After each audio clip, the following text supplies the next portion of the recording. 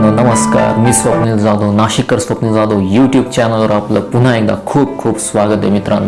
मित्रांनो आजचा जो विषय आहे तो महाविद्यालयीन विद्यार्थ्यांसाठी आहे आणि खास करून जे मेडिकल कॉलेजचे स्टुडंट आहेत आणि खास करून त्याच्यातही स्पेशल फायनल इयरचे स्टुडंट आहेत त्यांच्याबद्दल हा जो व्हिडिओ आहे त्याच्यामध्ये मी काही खास गोष्टी आपल्या नजरेसमोर आणण्याविषयी हा व्हिडिओ बनवत आहे। तर चला मित्रांनो लगेच सुरू करूया हा व्हिडिओ। आणि व्हिडिओ सुरू करण्याआधी तुम्हाला नेहमीचं काम, जर नवीन असाल चॅनलवर तर सबस्क्राईबचं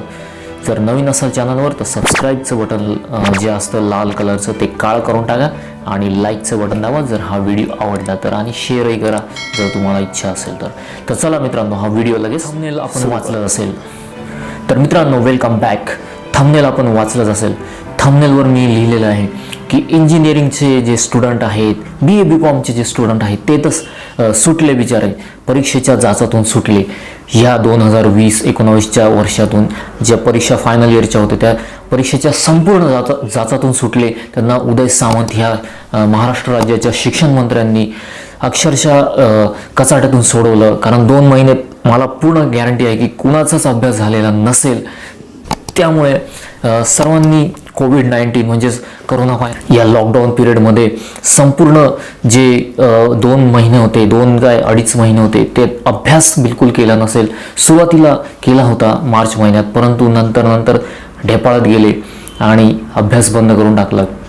आणि जेव्हा खेळ चालू झाला राजकारणाचा की उदय सामंत सर नेहमी फेसबुकवर लाईव्ह येत होते, 2 महिने गेले आणि सांगत होते की आम्ही विद्यार्थ्यांच्या हिताचा विचार करू, आम्ही विद्यार्थ्यांच्या परीक्षांचा बद्दल घेण्या किंवा न घेण्याबद्दल विचार करत आहोत। आणि हळूहळू मग त्यांनी असं सांगायला सुरुवात केली की आम्ही फर्स्ट इयर सेकंड इयर ह्या फायनल इयरच्या परीक्षा सोडून इतरांच्या न घेण्याचा विचार करत आहोत। त्यामुळे जे फर्स्ट इयर सेकंड इयरचे स्टुडंट होते, फायनल इयरचे स्टुडंट सोडून जे काही सर्व काही स्टुडंट होते ते सर्वांना अशा अपेक्षा निर्माण व्हायला लागल्या की आता आपल्या परीक्षा काही होत नाही। आणि शेवटी ती न्यूज आली, ब्रेकिंग न्यूज आली उदय सामंत सरांनी, आणि त्यानंतर उद्धव ठाकरे हे मुख्यमंत्री महाराष्ट्र राज्याचे, ह्या सर्वांनी घोषणा केली की फर्स्ट इयर, सेकंड इयर आणि थर्ड इयर जर 4 वर्षाचा इंजिनिअरिंगचा कोर्स असेल तर या विद्यार्थ्यांना परीक्षा देण्याची गरज नाही, फक्त फायनल इयरच्या परीक्षा होतील। बस ही न्यूज ऐकली उदय सामंत सरांच्या तोंडून आणि सर्व विद्यार्थ्यांचा जीव भांड्यात पडला। आणि त्यानंतर मग परीक्षा काय आता होणार नाही या पूर्ण काळजीतून त्यांची सुटका झाली आणि त्यानंतर अभ्यास विद्यार्थ्यांनी सोडून दिला। आणि आपल्याला कॅरी फॉरवर्डनुसार, सरासरीनुसार जे काही इंटरनल मार्क्स असतील त्यानुसार परीक्षांचे मार्क्स दिले जातील अशा अपेक्षेने serve first year, second year, third इयरच्या स्टुडंटनी अभ्यास सोडून दिला। आता फक्त राहिली होती चिंता फायनल इयरच्या स्टुडंटची। आणि फायनल इयरची जी डिग्रीची एक्झाम असते ती डिग्रीची एक्झाम होणार की नाही यावर मग पुन्हा खलबतं सुरू झाली। उदय सामंत सर मग त्याच्यावर रोज फेसबुक लाईव्हवर यायला लागले आणि त्यानंतर हळूहळू अशी एक हिंट मिळायला लागली की उदय सामंत सर आणि त्यांचं शिक्षण खातं हे फायनल इयरच्या सुद्धा परीक्षा रद्द करण्याच्या मार्गावर आहे। आणि त्यानंतर मग खुद्द मुख्यमंत्री उद्धव ठाकरे आणि त्याचबरोबर शिक्षण मंत्र्यांनी एकदाची घोषणा करून टाकली की आम्हाला फायनल इयरच्या सुद्धा परीक्षा घ्यायच्या नाही आहेत। तर अशा पद्धतीने हळूहळू एक कचाट्यातून, परीक्षांच्या जाचातून सर्वच विद्यार्थ्यांची अगदी म्हणजे फर्स्ट इयरपासून फायनल इयरपर्यंतच्या स्टुडंटची सुटका होत असतानाच मध्येच राज्यपाल पुचकले आणि त्यांनी ह्या फायनल इयरच्या स्टुडंटला फुकटामध्ये डिग्र्या वाटण्यापासून रोखलं। आणि तिथूनच मग संघर्ष सुरू झाला आहे की आता फायनल इयरच्या स्टुडंटच्या परीक्षा होणार की नाही होणार।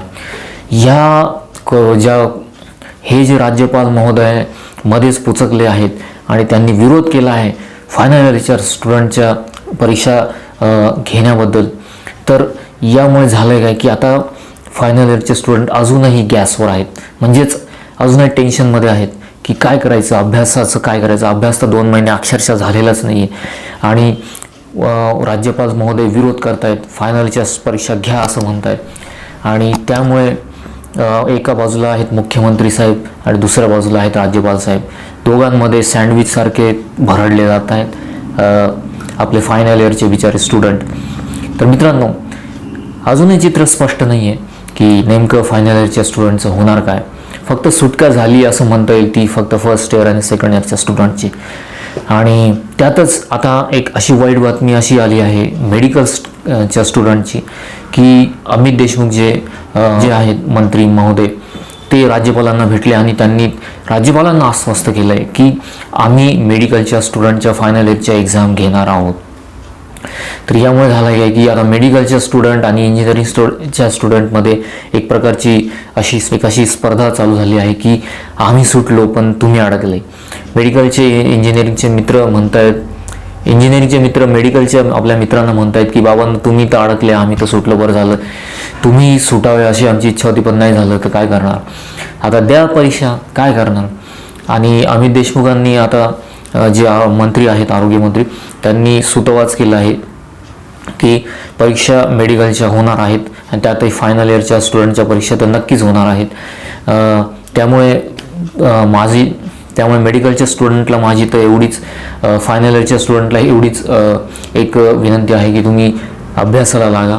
फायनल इयरच्या स्टुडंटच्या परीक्षा जुलै महिन्यामध्ये नक्की होतील. आणि तसंच आता मंत्री महोदय राज्यपालांना भेटून सर्व काही सांगितलेलंच आहे. त्यामुळे मला वाटतं की मेडिकलच्या स्टुडंटनी आता परीक्षेला सामोरं जायला मनाची तयारी करावी. जे काही थोडे दिवस राहिले आहेत, 1-1.5 महिना अभ्यासात गुंतवावा. सर्व आता गोष्टी चिंता सोडून द्यावी आणि आपली परीक्षा कशी पास होता येईल चांगल्या मार्कांनी याची आपण खबरदारी घ्यावी. कारण आता तुम्हाला कोणी वाचवायला येणार नाही आहे. उदेश सामंत सर सुद्धा येणार नाही वाचवायला, कारण त्यांनी फक्त BA BCom इंजिनिअरिंग ह्या अकृषक कॉलेज महाविद्यालयांच्या स्टुडंटच्या बद्दल आपली भूमिका स्पष्ट केली होती. आणि मेडिकलच्या स्टुडंटबद्दलचं ते पूर्ण खातंच वेगळं असल्यामुळे आणि ते अमित देशमुख ह्या वेगळ्या मंत्र्याकडे ते खातं असल्यामुळे त्यांनी आपली भूमिका आता परीक्षा घेण्यासंदर्भात स्पष्ट केली आहे आणि ती मी आता तुम्हाला सांगितली आहे. तर अशा पद्धतीने मग आता मेडिकलच्या स्टुडंटनी आपलं भविष्य सुधारण्याच्या दृष्टीने अभ्यास सुरू करावा ही आमची नम्र विनंती आहे नाशिकर स्वप्नील जाधव यूट्यूब चॅनलची. तर जे नॉन मेडिकल स्टुडंट आहेत त्यांच्यासाठी आमची हीच अपेक्षा आहे की आपण आता पुढच्या शैक्षणिक वर्षाबद्दल विचार करायला सुरुवात करावी. कारण लवकरच ॲडमिशन जी प्रोसेस चालू होईल जुलै महिन्यात, म्हणजे पुढच्या महिन्यामध्ये, आणि ती खास करून ऑनलाईन पद्धतीने होऊ शकते. अजूनही करोनाचा जो प्रसार आहे तो काही थांबलेला नाही आहे, त्याबद्दलही खूप चिंतेची वातावरण अजूनही राज्यात आहे. महाराष्ट्र सर्वात जास्त केसेसचा राज्य आहे पूर्ण भारतामध्ये आणि ह्या केसेस दर दिवशी आता जवळजवळ 9 ते 10 हजार अशा पॉझिटिव्ह रुग्णांच्या केसेस समोर येत आहेत दर दिवशी म्हणतोय मी. आणि देशाचा आकडा पाहिला तर तो जवळजवळ 2 लाखाच्या पुढे गेलेला आहे. महाराष्ट्राचंच आता लाखाच्या जवळ आलेला आहे करोनाबाधितांची संख्या. परंतु एकच चांगली गोष्ट ही आहे की करोनाबाधित रुग्ण जसे वाढत आहेत तसेच त्यांच्यापेक्षा चांगली रिकव्हरी रेट हा करोनामधून बाहेर येणाऱ्या रुग्णांचा आहे. तर ही एक चांगली गोष्ट आहे.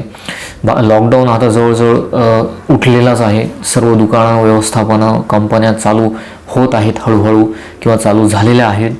समविषम पद्धतीने दुकानं उघडली जात आहेत. तर ही एक चांगली गोष्ट आहे.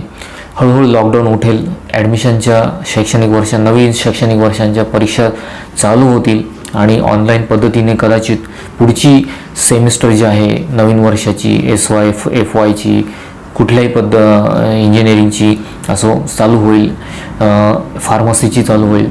तर आपण सर्वांनी आता नवीन वर्षाच्या शैक्षणिक वर्षाच्या दृष्टीने फीची जमवाजमव करावी आणि ॲडमिशनच्या प्रोसेसला सामोरं जावं पुढच्या महिन्यात. तर मी नाशिकर स्वप्नील जाधव यूट्यूब चॅनलतर्फे आता मेडिकलच्या स्टुडंटला एक्झामसाठी बेस्ट ऑफ लक देतो आणि इतर स्टुडंटला ॲडमिशनच्या प्रोसेससाठी तयार होण्याची सल्ला देतो. तर आता मी हा व्हिडिओ संपवतो. भेटूया लवकरच नवीन व्हिडिओसह. तोपर्यंत जय हिंद, वंदे मातरम, जय महाराष्ट्र. आणि हो विद्यार्थी मित्रांनो, व्हिडिओ संपण्याआधी ह्या व्हिडिओला लाईक करा, शेअर करा आणि सबस्क्राईब जरूर करा आमच्या चॅनलला. धन्यवाद. सबस्क्राईब अवर नाशिकर Swapnil Jadhav YouTube channel. and press this bell icon symbol and also select all option and watch our videos on our channel regularly. Thank you.